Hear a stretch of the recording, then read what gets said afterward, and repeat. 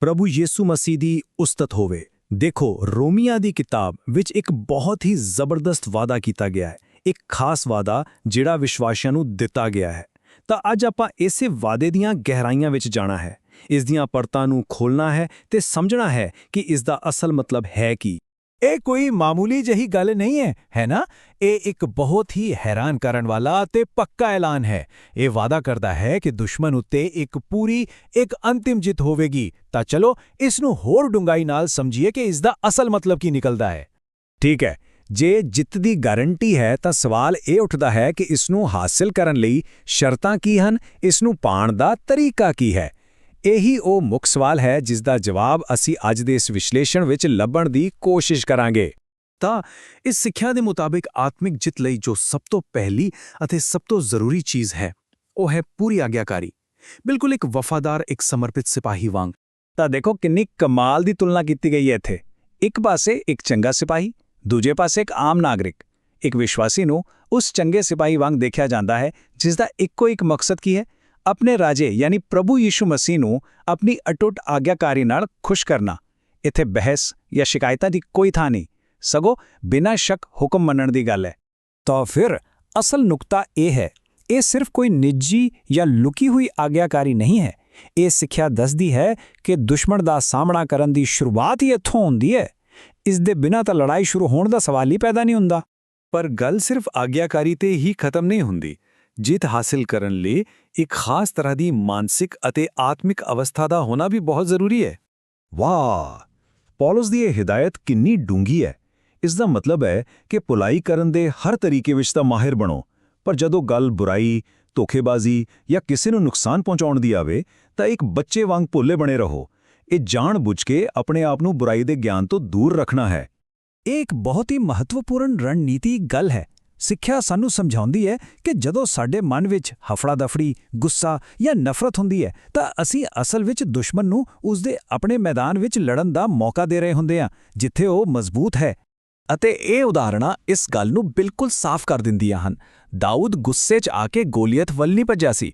ਉਸਨੇ ਸ਼ਾਂਤੀ ਅਤੇ ਇੱਕ ਸੋਚੀ-ਸਮਝੀ ਰਣਨੀਤੀ ਨਾਲ ਕੰਮ ਕੀਤਾ। ਇੱਥੋਂ ਤੱਕ ਕਿ ਮਾਰਸ਼ਲ ਆਰਟਸ ਵਿੱਚ ਵੀ ਸਭ ਤੋਂ ਪਹਿਲਾਂ ਮਨ ਨੂੰ ਸ਼ਾਂਤ ਕਰਨਾ ਸਿਖਾਇਆ ਜਾਂਦਾ ਹੈ। ਸ਼ਾਂਤੀ ਦਾ ਪਰਮੇਸ਼ਵਰ ਸ਼ਾਂਤੀ ਦੇ ਮਾਹੌਲ ਵਿੱਚ ਹੀ ਕੰਮ ਕਰਦਾ ਹੈ। ਇਸ ਲਈ ਜਿੱਤ ਲਈ ਇੱਕ ਸ਼ਾਂਤ ਤੇ ਸਥਿਰ ਮਨ ਬਹੁਤ ਜ਼ਰੂਰੀ ਹੈ। ਚਲੋ ਮੰਨ ਲੈਂਦੇ ਹਾਂ ਕਿ ਇੱਕ ਵਿਸ਼ਵਾਸੀ ਕੋਲ ਆਗਿਆਕਾਰੀ ਵੀ ਹੈ ਅਤੇ ਇੱਕ ਸ਼ਾਂਤ ਮਨ ਵੀ। ਪਰ ਅਸਲ ਤਾਕਤ, ਅਸਲ ਸ਼ਕਤੀ ਕਿੱਥੋਂ ਆਉਂਦੀ ਹੈ? ਤਾਂ ਅਗਲਾ ਹਿੱਸਾ ਸਾਨੂੰ ਆਤਮਿਕ ਅਧਿਕਾਰ ਬਾਰੇ ਦੱਸਦਾ ਹੈ ਕਿ ਇਹ ਕਿੱਥੋਂ ਆਉਂਦਾ ਹੈ ਤਾਂ ਇਸ ਨੂੰ ਵਰਤਿਆ ਕਿਵੇਂ ਜਾਂਦਾ ਹੈ। ਇਹ ਬਿਲਕੁਲ ਇੱਕ ਫੌਜੀ ਚੇਨ ਆਫ ਕਮਾਂਡ ਵਾਂਗ ਹੈ। ਸਾਰਾ ਅਧਿਕਾਰ ਪਿਤਾ ਪਰਮੇਸ਼ਵਰ ਤੋਂ ਸ਼ੁਰੂ ਹੁੰਦਾ ਹੈ, ਉਹ ਇਸ ਨੂੰ ਯਿਸੂ ਨੂੰ ਦਿੰਦਾ ਹੈ ਅਤੇ ਫਿਰ ਯਿਸੂ ਉਹੀ ਅਧਿਕਾਰ ਆਪਣੇ ਵਿਸ਼ਵਾਸੀਆਂ ਨੂੰ ਸੌਂਪਦਾ ਹੈ। ਯਾਨੀ ਕਿ ਇਹ ਕੋਈ ਅਜਿਹੀ ਚੀਜ਼ ਨਹੀਂ ਹੈ ਜਿਸ ਨੂੰ ਕਮਾਉਣਾ ਪੈਂਦਾ ਹੈ। ਇਹ ਇੱਕ ਤੋਹਫਾ ਹੈ, ਇੱਕ ਸੌਂਪਿਆ ਗਿਆ ਅਧਿਕਾਰ ਜਿਸ ਨੂੰ ਬਸ ਸਵੀਕਾਰ ਕਰਨ ਅਤੇ ਫਿਰ ਇਸਤੇਮਾਲ ਕਰਨ ਦੀ ਲੋੜ ਹੈ। ਦੇਖੋ, ਇਹ ਸਿਰਫ ਕੋਈ ਸਿਧਾਂਤਿਕ ਗੱਲ ਨਹੀਂ ਹੈ, ਇਹ ਇੱਕ ਸਿੱਧਾ ਹੁਕਮ ਹੈ। ਇਹ ਹਵਾਲਾ ਇਸ ਗੱਲ ਨੂੰ ਹੋਰ ਵੀ ਪੱਕਾ ਕਰਦਾ ਹੈ ਕਿ ਇਹ ਅਧਿਕਾਰ ਵਿਸ਼ਵਾਸੀਆਂ ਨੂੰ ਦਿੱਤਾ ਗਿਆ ਇੱਕ ਖਾਸ ਤੋਹਫਾ ਹੈ ਤਾਂ ਜੋ ਉਹ ਦੁਸ਼ਮਣ ਦੀ ਤਾਕਤ ਨੂੰ ਪੂਰੀ ਤਰ੍ਹਾਂ ਬੇਅਸਰ ਕਰ ਸਕਣ। ਇੱਥੇ ਗੱਲ ਬਹੁਤ ਧਿਆਨ ਨਾਲ ਸਮਝਣ ਵਾਲੀ ਹੈ। ਅਧਿਕਾਰ ਉਦੋਂ ਤੱਕ ਬੇਅਸਰ ਹੈ ਜਦੋਂ ਤੱਕ ਇਸ ਨੂੰ ਵਰਤਣ ਵਾਲਾ ਇਨਸਾਨ ਪੂਰੀ ਤਰ੍ਹਾਂ ਪਰਮੇਸ਼ਵਰ ਦਾ ਨਾ ਹੋਵੇ।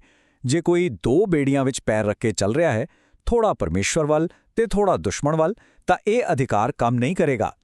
ਗੱਲ ਪੂਰੀ ਤਰ੍ਹਾਂ ਬਿਨਾਂ ਕਿਸੇ ਸ਼ਰਤ ਦੇ ਪਰਮੇਸ਼ਵਰ ਦਾ ਹੋਣ ਦੀ ਹੈ। ਤਾਂ ਹੁਣ ਅਸੀਂ ਇਸ ਦੇ ਸਿਖਰ ਤੇ ਪਹੁੰਚਦੇ ਹਾਂ, ਆਗਿਆਕਾਰੀ, ਸ਼ਾਂਤ ਮਨ ਅਤੇ ਅਧਿਕਾਰ। ਜਦੋਂ ਇਹ ਸਭ ਕੁਝ ਇਕੱਠਾ ਹੋ ਜਾਂਦਾ ਹੈ ਤਾਂ ਨਤੀਜਾ ਕੀ ਨਿਕਲਦਾ ਹੈ? ਇਹ ਕੁਚਲਣਾ ਸ਼ਬਦ ਬਹੁਤ ਸ਼ਕਤੀਸ਼ਾਲੀ ਹੈ।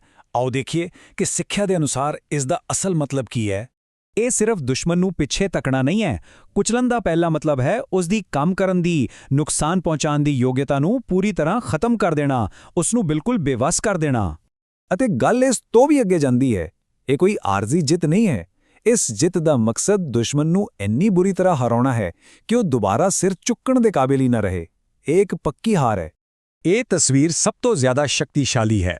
ਦੁਸ਼ਮਣ ਨੂੰ ਸਿਰਫ ਹਰਾਇਆ ਨਹੀਂ ਜਾਂਦਾ, ਉਸ ਨੂੰ ਇੰਨਾ ਮਸਲ ਦਿੱਤਾ ਜਾਂਦਾ ਹੈ ਕਿ ਉਸ ਦਾ ਕੋਈ ਵਜੂਦ ਹੀ ਨਹੀਂ ਬਚਦਾ, ਬਸ ਪੈਰਾਂ ਹੇਠ ਸਵਾਹ ਰਹਿ ਜਾਂਦੀ ਹੈ। ਇਹ ਦੁਸ਼ਮਣ ਦੀ ਸ਼ਕਤੀ ਦਾ ਪੂਰਨ ਅਤੇ ਸੰਪੂਰਨ ਖਾਤਮਾ ਹੈ। ਅਤੇ ਇਸ ਸਭ ਦੇ ਪਿੱਛੇ ਇੱਕ ਵੱਡਾ ਰਣਨੀਤਿਕ ਮਕਸਦ ਹੈ। ਇਹ ਜਿੱਤ ਸਿਰਫ ਨਿੱਜੀ ਪੱਧਰ ਤੇ ਨਹੀਂ ਹੈ, ਇਸ ਦਾ ਅਸਲ ਮਕਸਦ ਇੱਕ ਸੁਨੇਹਾ ਭੇਜਣਾ ਹੈ। ਦੁਸ਼ਮਣ ਦੇ ਪੂਰੇ ਰਾਜ ਵਿੱਚ ਇੱਕ ਅਜਿਹਾ ਖੌਫ ਪੈਦਾ ਕਰਨਾ ਹੈ ਕਿ ਉਹ ਜਾਣ ਲੈਣ ਕਿ ਪਰਮੇਸ਼ਵਰ ਦੇ ਲੋਕਾਂ ਕੋਲ ਅਸਲ ਅਧਿਕਾਰ ਹੈ। ਤਾਂ ਫਿਰ ਅਸੀਂ ਇਸ ਵਿਸ਼ਲੇਸ਼ਣ ਨੂੰ ਇਸ ਸਵਾਲ ਨਾਲ ਖਤਮ ਕਰਦੇ ਹਾਂ, ਇਹ ਸਿੱਖਿਆ ਇੱਕ ਸਧਾਰਨ ਜੀ ਆਇਤ ਨੂੰ ਲੈ ਕੇ ਉਸ ਨੂੰ ਆਗਿਆਕਾਰੀ, ਸ਼ਾਂਤੀ, ਅਧਿਕਾਰ ਅਤੇ ਅੰਤ ਵਿੱਚ ਇੱਕ ਸ਼ਾਨਦਾਰ ਜਿੱਤ ਦੇ ਰਸਤੇ ਵਿੱਚ ਬਦਲ ਦਿੰਦੀ ਹੈ। ਇਹ ਸੱਚਮੁੱਚ ਇੱਕ ਡੂੰਘਾ ਵਿਚਾਰ ਹੈ ਜੋ ਸਾਨੂੰ ਇਸ ਆਤਮਿਕ ਜਿੱਤ ਦੀ ਵਿਸ਼ਾਲਤਾ ਬਾਰੇ ਸੋਚਣ ਲਈ ਮਜਬੂਰ ਕਰਦਾ ਹੈ।